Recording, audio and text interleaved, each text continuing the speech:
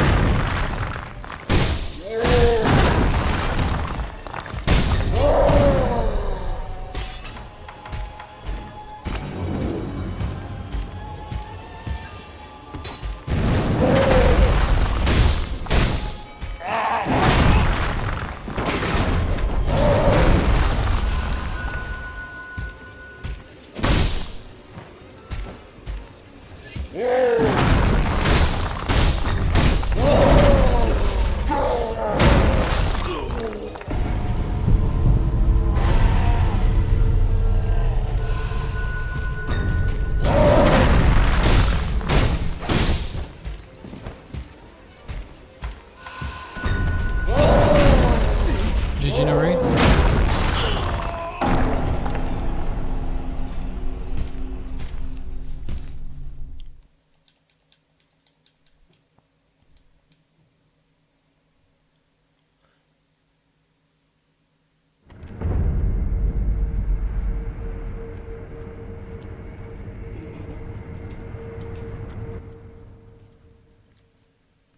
There are 10 prosthetic tools in Sekiro Shadows Die Twice and they all serve their own purpose. So let's take a good look at all of them. I will share some tips on how to use them and where you can find them all. So if you enjoyed that, then a like would be super appreciated and let's go. There are of course also a ton of upgrades that you can do for these tools at the sculptor, but in this video I just wanted to look at their regular versions because you will see that there's already a lot to talk about. Let's start this video with the prosthetic tool that I did not cover here on the channel yet. It's likely the final tool that you will find in the game because you get it from a pretty powerful boss that you encounter pretty late in the game.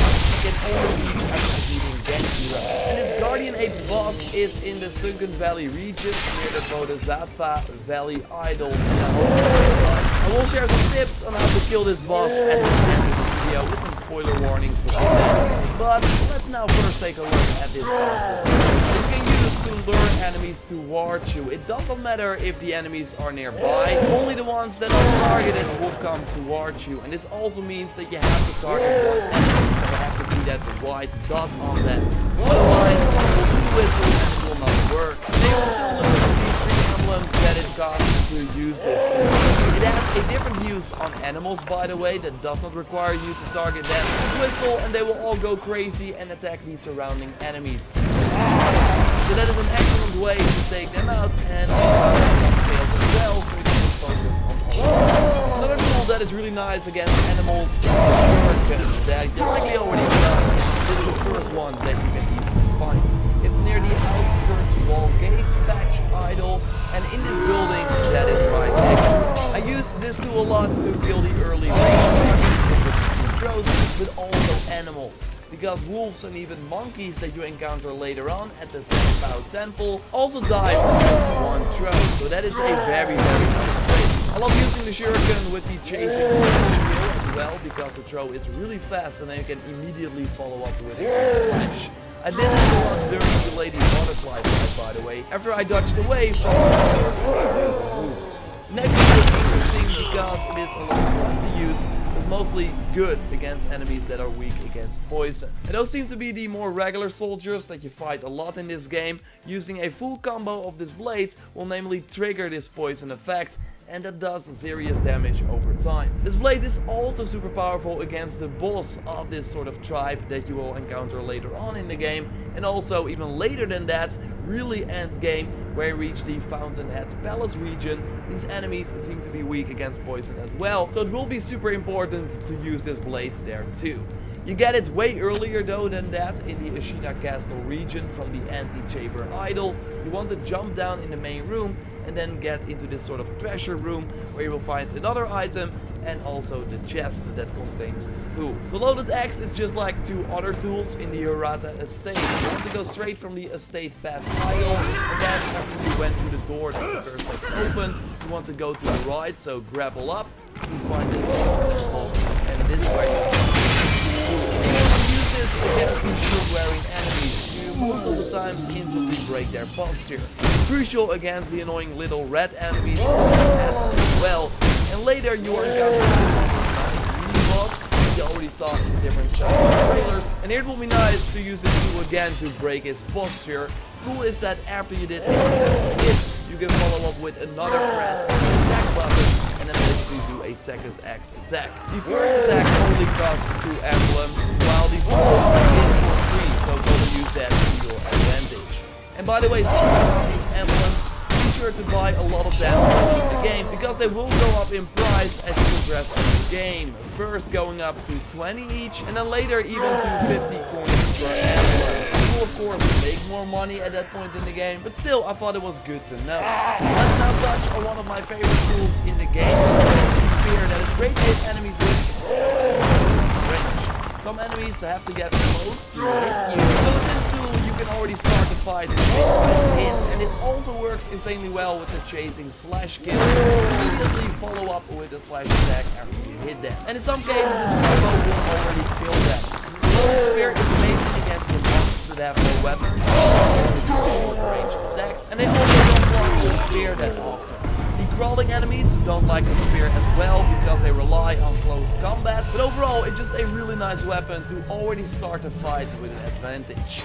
You can get this one by going to the Ashina Reservoir idol from the first Ashina Castle idol. It's by standing on the bridge nearby that idol and then grapple to the other side, and then you will easily find it. Once you reach the location, you want to find this tool left to this idol that you want to take out, and then open this sort of small temple, take the tool inside a chest in this temple. This raiden tool is an interesting one. You can find this one on the Hirata estate as well, called the Shinobi Hunter into water, grapple up and into that water, and then hit the bamboo there to reach this temple that you can open to get this tool.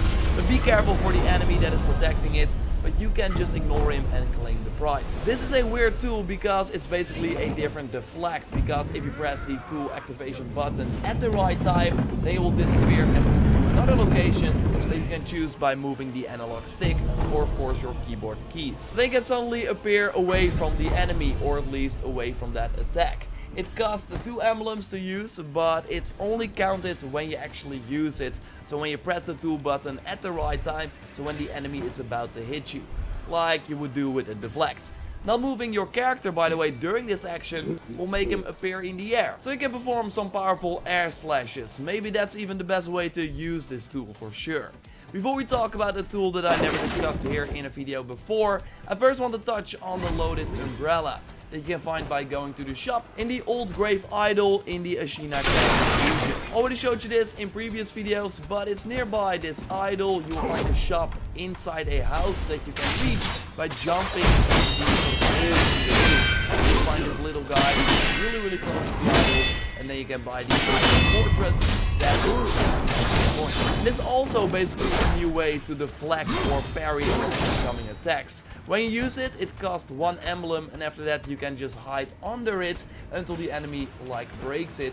Good to note is that you are of course not protected against the enemies that do low attacks, but it does protect you against all of the red icon attacks as well that you cannot deflect. So it's a great tool for defensive help. Now let's talk about a tool that I never discussed before in a video, the Divine Abduction. You can find it in the Sunken Valley region, the Gunfort Idol. I will tell you how to get there in a second because I never touched on this before, and how to take out the mini boss that is protecting this tool. Because first I want to take a good look at this tool itself, because it's really powerful against regular enemies. You first have to activate this tool for 3 emblems, and then you will have this wind surrounding you, and then pressing the tool activation button again will cause this huge whirlwind that will let the enemies turn around, so you can easily backstab them, so easily kill them. And it even works on some of the bigger enemies, so you can basically instantly take them out with 1 attack. And as you see right here, it sometimes makes the enemies, like these monks, disappear into thin air after using this tool, so free kills. You need to go to the Sunken Valley region for this tool, but you can already access it the moment that you go to the Ashina Castle. You basically only need to kill 1 of the main bosses to get here, but it is kind of a high-end zone with powerful enemies, so having some prayer beads to enhance your health is really recommended. And oh yeah, many healing gourds to keep you alive are nice as well. Because we never really touched on how to get to this region, I want to start at the Old Grave Idol at the Ashina Castle. Because from there you want to turn 180 degrees and walk past the guy with the spear, and then turn right and then get over the bridge. There are some enemies there that you can basically ignore, or you can kill one of them. But no, you want to go through the gate and just follow the path to reach a new idol. And this one is still in the Ashina Castle region. But now you want to just jump to the other side and then go down, and then you will find the Sunken Valley Idol. It's like immediately down here. You want to use the branches to make your way down, and after grabbing this idol you want to follow the path. There will be gunners along the way, so be careful for that. Just jump and attack. I used the jump and the Inji-Monji skill combo. That works pretty well to break their posture. Overall, just follow the branches and the items to reach the Sunken Valley Idol. From here you want to go to the Gunfort one, and that requires a lot of dodging bullets, James Bond style, because there will be a lot of enemies shooting at you. So holding up your blade will be smart to parry these incoming projectiles, but here you basically also want to run and grapple to the different branches. When you reach the bridge, you want to be careful for the hole, so just jump over there and then go to the left side and jump up the mountain, use the branches to get higher up, and then on your left hand side there's a doorway that lets you go to the Gunfort Idol. There are some enemies there that you can just ignore, and then bam, you reach the idol. For the tool, you want to go straight and then enter a way too small room for a little crawling mini boss that you have to take out to get the tool. The tactic is not hard though. Throw oil in the face because you want to burn him later on, but the overall tactic is to deflect all the incoming attacks. So tap the parry button every time he's about to hit you. Kind of like a rhythm game basically. Careful for the final slash, that will take a little longer than his other attacks, and then after this he needs to recover, so then you can do the flame fan tool that will stun him, and then his posture will not restore, and that is nice because you want to break his posture to defeat him. He also has this other attack that you cannot parry, but you want to jump for this one. And he likely does this one after he done his crazy combo that you likely all deflected, because then he's like, okay, that doesn't work, let's do this crazy attack, and then just jump. And since he's a smaller target, you can bounce off him as well. And then when you break him, you kill him and get the prayer beat. And then you will find this very powerful divine abduction tool behind him. So yes, we talked about the oil flame vent combo already. So let's quickly discuss this flame vent tool. That is indeed really handy if you use it with oil. And you will likely have a ton of oil by just playing and looting enemies. So always having that to your disposal with the flame vent combo is amazing. Also what I do is put the oil next to the healing gourd in the inventory, so that when I throw the oil I can immediately switch back to the healing gourd. And that is great for the many mini bosses that you will encounter, because you stun them, so you got some room to hit them. You build up their posture that they cannot restore for a short period. And they of course also take some small damage over time. So it's really nice indeed. You can get this tool in the Hirata Estate region from the Estate Path idol. It's in a campfire to the right of this idol, and you will pass it when you open the big door. It's very hard to miss. Another tool that is really helpful against mini bosses or even main bosses as well are firecrackers, because animals are afraid of them. So throwing them will let them throw their feet in the air. This works against the first main boss and the blazing bull a little later on, but also against the guardian ape that I will again touch on in a second here. It's also nice to stun other enemies, like with shields, to get behind them.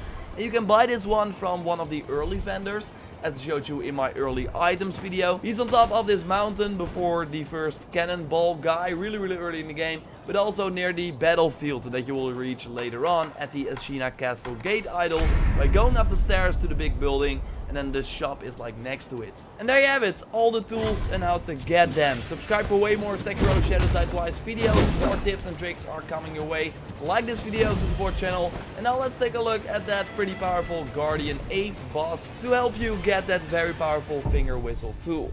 If you don't want to see it yet, then you can always come back later. In this Sekiro video, I'm going to be ranking all 10 of Sekiro's prosthetic tools and comparing just what makes each one so good, or not. Recently, I made guides for each of the prosthetic tools and learned a lot about them, as well as became extremely familiar with them. On top of that, I did runs of Sekiro where I did not use R1 to attack, so I really had to lean on prosthetic tools in order to succeed. So, which one is the best? Watch on to find out. Ranking all prosthetic tools in Sekiro is not a small feat. There are many things to factor in, including Spirit Emblem cost, prosthetic skills, what enemies and bosses they work against, and what their best versions are. Keeping those things in mind, we'll begin with the tool I found to be the least useful overall, the Loaded Spear. The Loaded Spear comes in at the number 10 spot because it isn't as useful as it could be. The rather long wind-up animation can be easily interrupted by enemies, and you don't get much payoff for it unless you're using the Spiral Spear or the Leaping Flame. Still, you can use Chasing Slice to great effect against enemies that jump backward often, and it does improve your reach. This tool definitely has its uses, but those are quickly replaced by other tools that do the job better. If the damage were increased, this would be higher up on the list. The Sabimaro is extremely effective against a few enemies in the game, and some of them are very annoying. Unfortunately, 2 of these are optional, and that's about all that the Sabimaro is good for, so it comes in at number 9. It can be effective against more aggressive enemies like the Lone Shadows, but some of these are poison resistant. This makes the Sabimaro lose out against the Loaded Axe or even the Flame Vent, because they are more effective in general. If this tool costed less Spirit Emblems, it would be higher up on the list. At number 8 is Divine Abduction, and it's listed here because just about everyone will have to farm materials or gold at some point or other, and Divine Abduction is fantastic for this. It makes something that's already tedious go much faster, not only in terms of kill speed, but also drops. Golden Vortex, for all intents and purposes, doubles the power of the deck, and really helps you get materials faster. Get this tool and learn to use it in new areas to get you out of jams when you need a quick kill, and for farming when you need materials. The Finger Whistle comes in at number 7 and would probably be much lower on the list if it weren't for the fact that it excels in some of the top fights in Sekiro.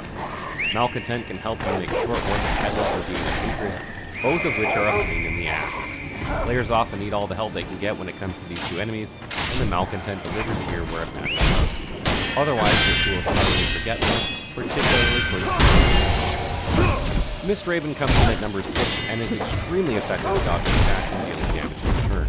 It is particularly great against many enemies where you let them stun lock to death, and works well against opponents that are very aggressive. The best version of this tool costs 3 Spirit Emblems, or this tool would come in even higher. The Mist Raven is extremely effective, but being able to use it only 5 to 8 times per fight makes it much less efficient than it could be over the course of the boss. Additionally, waiting until you're struck uses a lot of time to be behind the enemy strike with good animation. Contact meditate is only be used 3 times. The Loaded Axe comes in at number 5 and is a mini-boss killer. It can wipe out an entire vitality bar off a mini-boss without doing more than pressing R2, which is a bit silly to say the least. However, this trick doesn't translate well to actual boss fights, or else this tool will be much higher on the list. It does have its uses in these fights, however, and works very well with the air and can set the burning status at an hour. It's an all-around great tool for some teams. The Shinobi Firecracker is another tool that has extraordinary versatility, or rather effectiveness, I should say, putting it squarely in 4th place. You can cheese entire vitality bars off bosses and mini-bosses by using it, and it can protect you from some of the most devastating attacks in the game. Out of all tools, this one can increase your health to 80 bosses the most. However, it requires proper timing, and can't beat a boss all by itself, or it would be higher on the list. Still, if you need to wipe out a boss phase quickly, this very well might be one of the easiest ways to do it. The Loaded Shuriken comes in 3rd because it's easy to use and because it has so much versatility.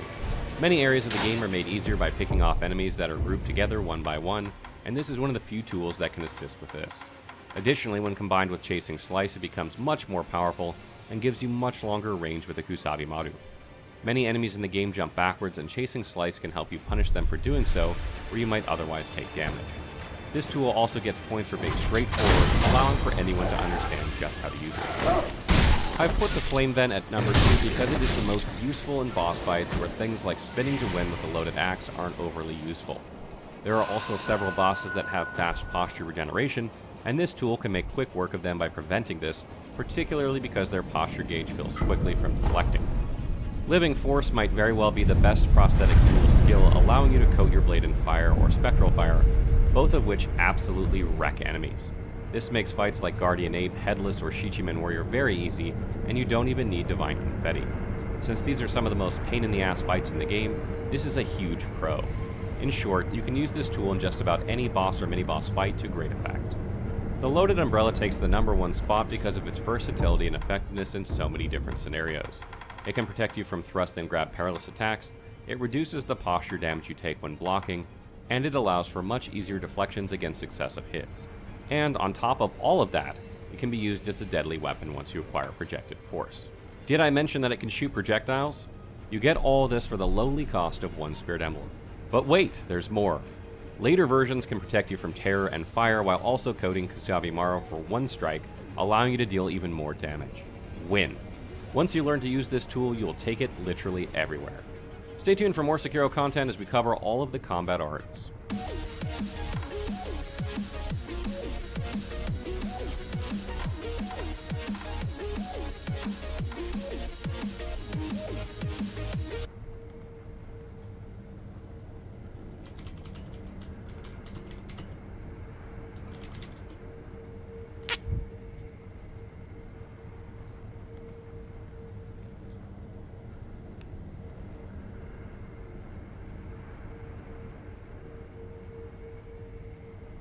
How's it going, guys, and welcome back. In this video we're going to be checking out how we can get the Flame Vent prosthetic tool in Sekiro Shadows Die Twice. So to craft this tool, a material is going to be required called the Flame Barrel. So where can we get this from? Well, the first thing we need to do is gain access to the Hirata estate. And to do so, we're going to head off to the first area in the game, which is the Ashina outskirts, and specifically we're going to go to the outskirts wall gate path checkpoint. From here we're going to continue down where we fight the mini-boss, and when we get to this next open area, we're going to turn left and continue down the path where we normally would to advance through the game. And down here we'll find this dying man. If we speak statue, if we go to trade it now that we have the right climb up, you'll get to this. We interact with the fire pit itself. Here we're going to get the Flame Barrel. The Flame Barrel is the material that's required to take back to the sculptor at the temple for him to craft as the Flame Vent prosthetic tool. So that's pretty much what we'll do this side. Go back to the sculptor, give it to him, and he will craft as this new tool.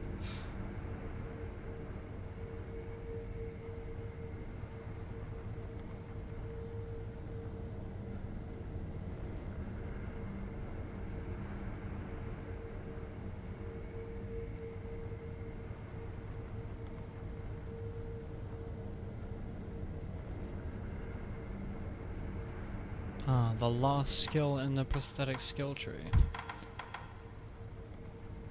This isn't the last one. The last one's the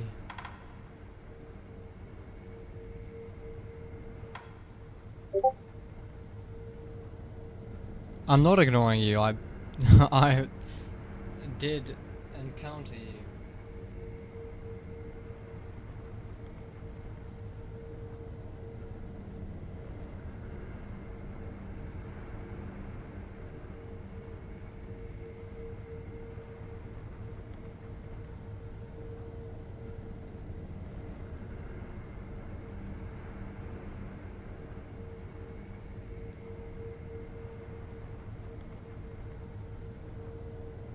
Oh, okay. So I have to hit multiple enemies. You're gay. I'll wave the flame then, and then I can set my sword ablaze. How does that translate into...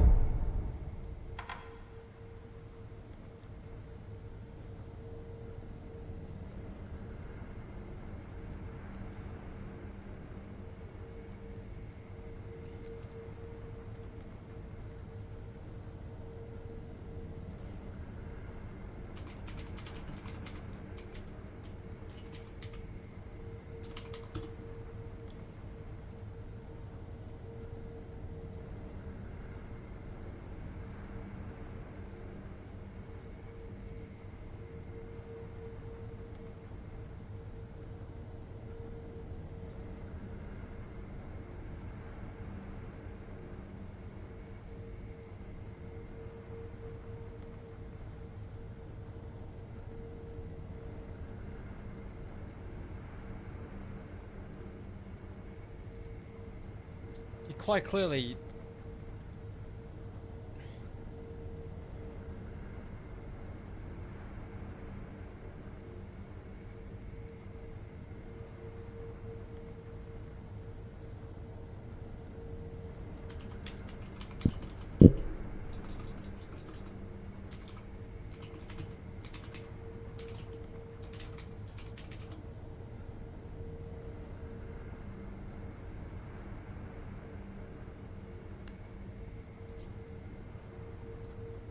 Let's go back to this video and try and figure this out.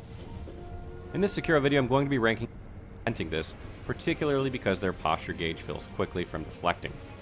Living Force might very well be the best prosthetic tool skill, allowing you to coat your blade in fire or spectral fire, both of which absolutely wreck enemies.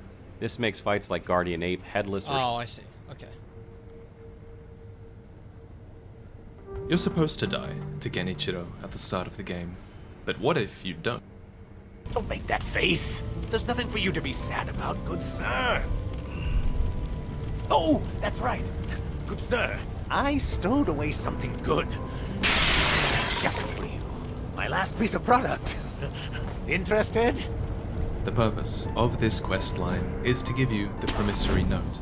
It only costs 1 sen, but it discounts the cost of all items by 10%, which is a nice boost because you're going to want to clear out merchant stock before New Game Plus, and it carries over into the beyond. A sen saved is a sen earned. Unfortunately, this is the end of Hanayama and Kotaro. After you acquire the Mortal Blade, don't forget to give a merciful death to Hanbei the Undying. And as he prepares for death, he reveals the name of a close friend. Splendid. I must give my thanks to Sekijo. Sekijo is the sculptor, a man who Hanbei understandably would have become close to after all of his immortal years. For just as Sekiro translates roughly to one-armed wolf, Sekijo would translate roughly to one-armed orangutan. That's because Ro translates to wolf, and there's something called a shoujo, which is a sort of Japanese monkey spirit. It has a red face, red hair, and a fondness for alcohol, which are descriptions that fit the sculptor, especially as you'll see in the next few facts.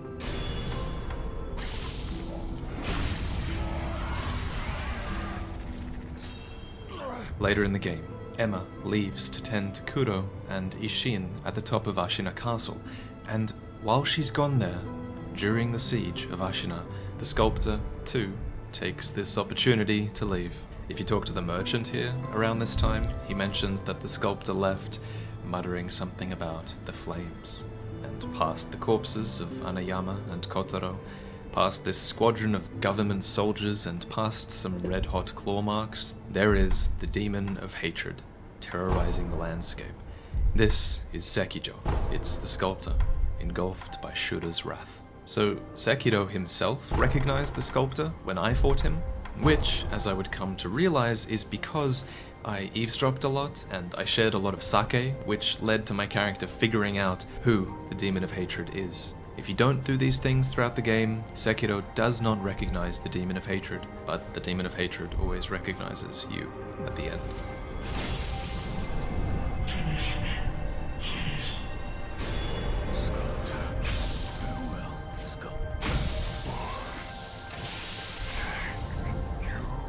I hope you're preparing to cry over the next few weeks. This old woman always was foreshadowing a demon appearing, because back then she asks, where do you think all that hatred from the war, where do you think it goes? And now, her dialogue here, at the end, depends on whether you knew the demon's identity this whole time, and, of course, now, you do. Carve and sculpt Buddhas for so long, only to be wreathed in the flames of hatred and turn into a demon. It was the fate he made for himself, to pay for his own mistakes. And you put an end to that. You sent him on his way. I'm sure he's grateful for that.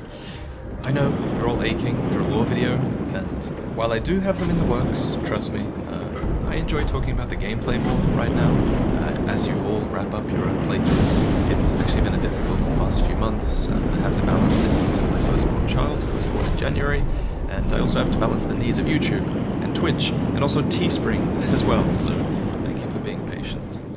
Big thank you to all of you who actually bought a t-shirt over the last few weeks. It's doing really well. I didn't think anyone wanted merch, but now I'm at the point where I think I should actually work with an artist every month and throw a ton of money at them so that they can make cool designs for you guys, which, if you know me, you probably know that I dig that sort of stuff. I love it. But I'll see you next time. Remember to ring the bell if you want to be notified of new videos, and I'll see you then.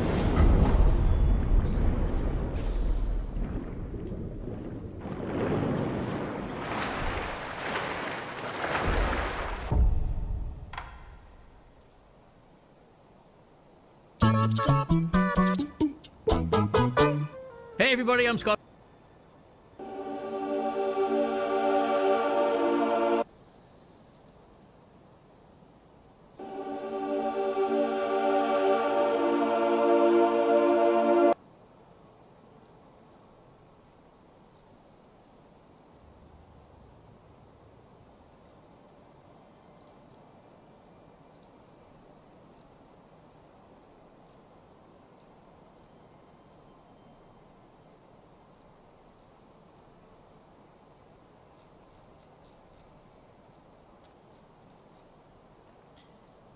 As a I shouldn't have to say this every time.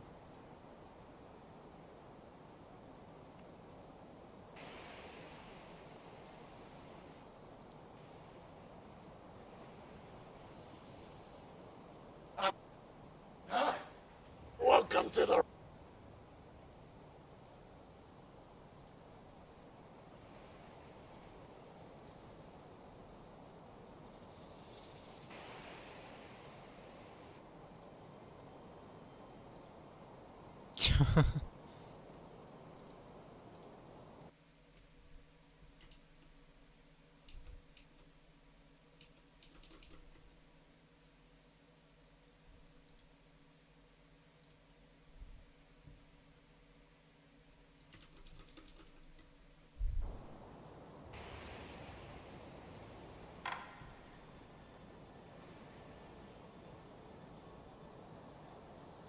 I'm your fucking daddy. Go to your fuck.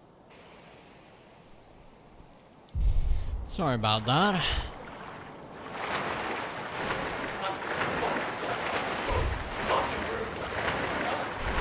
Welcome to the rice fields, motherfucker.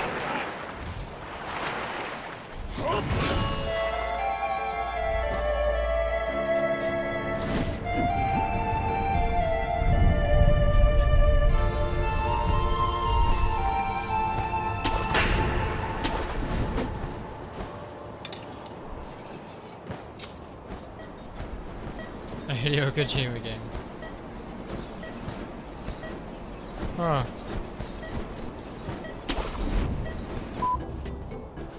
Yeah, okay, I get it.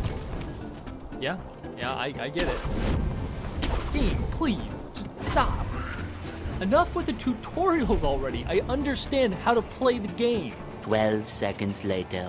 Oh god, what is going on? Why did I read the tutorials?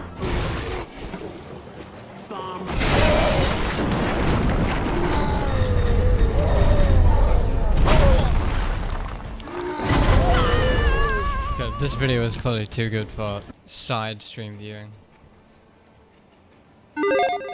Today we're here to bring you 10 things Sekiro Shadows Die Twice doesn't tell you. Now keep in mind, this is strictly for beginners. But if you play a few hours, you'll learn something too. Shadows Die Twice is very challenging, so it's good to go in with as much knowledge as possible. So let's get started. Strictly for beginners means I won't learn nothing. It's been nearly 3 years since my very first boss rank. Back then I was playing through a certain notoriously difficult series when I became captivated by every boss within. Vanguard butt-slamming me into the Nexus for my first death, stumbling upon a legendary warrior only to discover his tragic fate and duel him. I shouldn't have to say this every time, but people still complain. Spoilers! That is a big-ass rooster.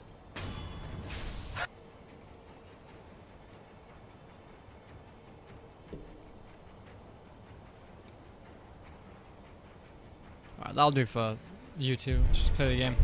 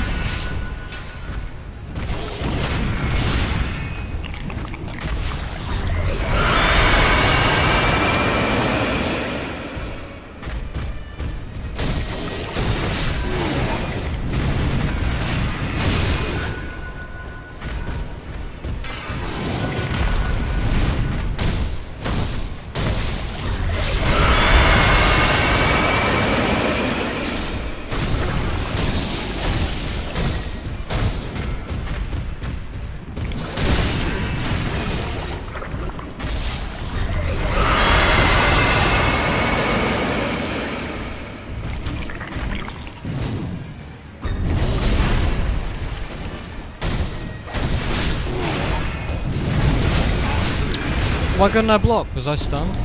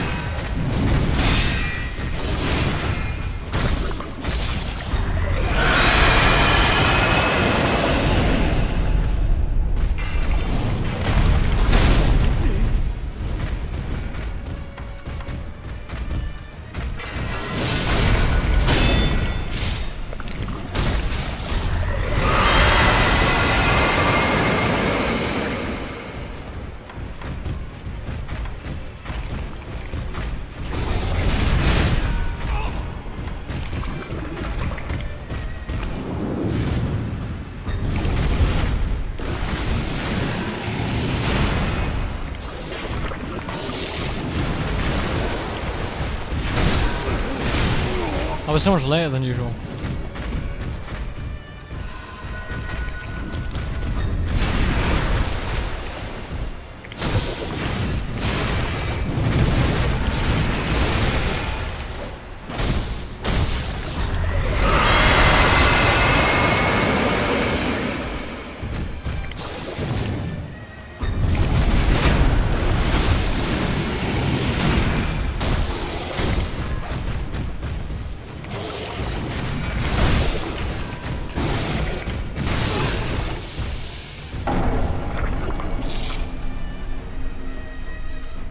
I got killed by his armpit. Frick.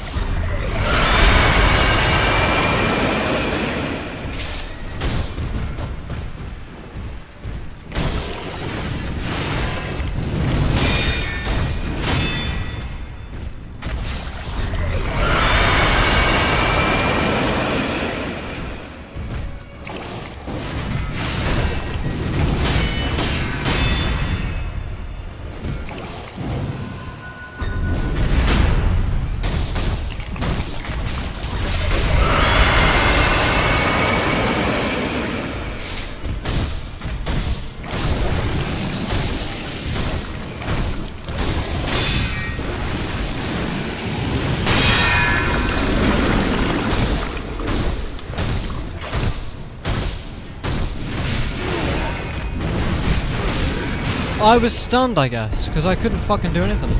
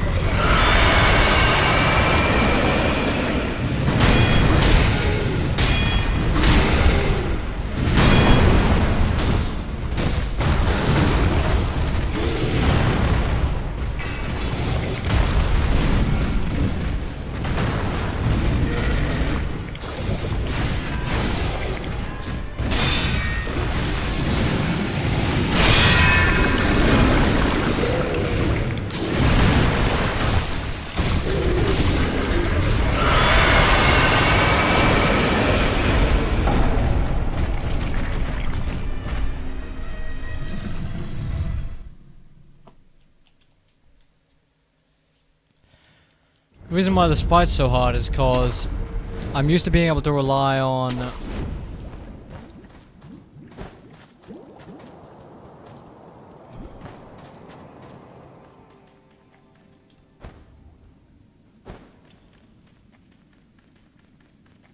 destroying posture on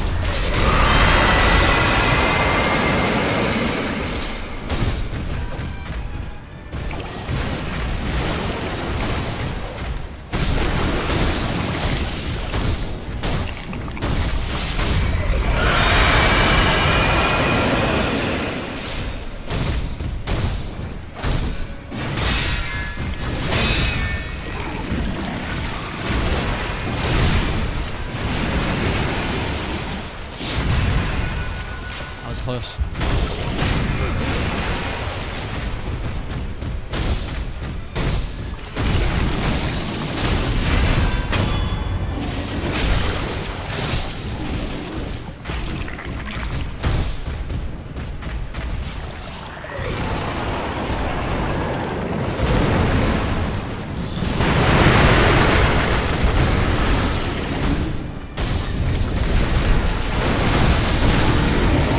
Holy shit.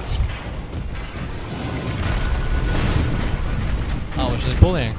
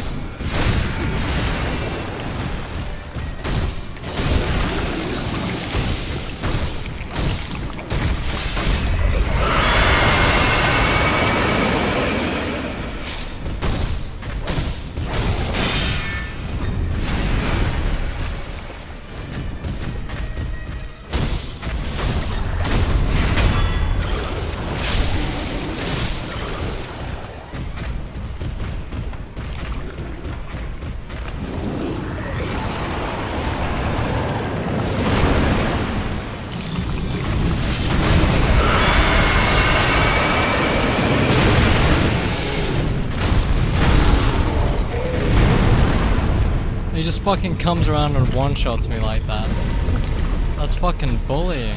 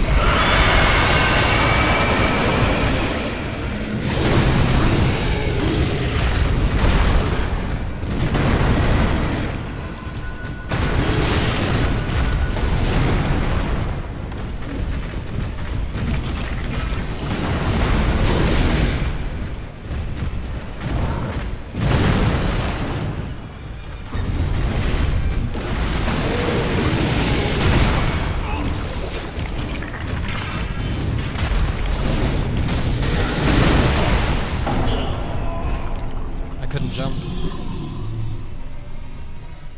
What can I do?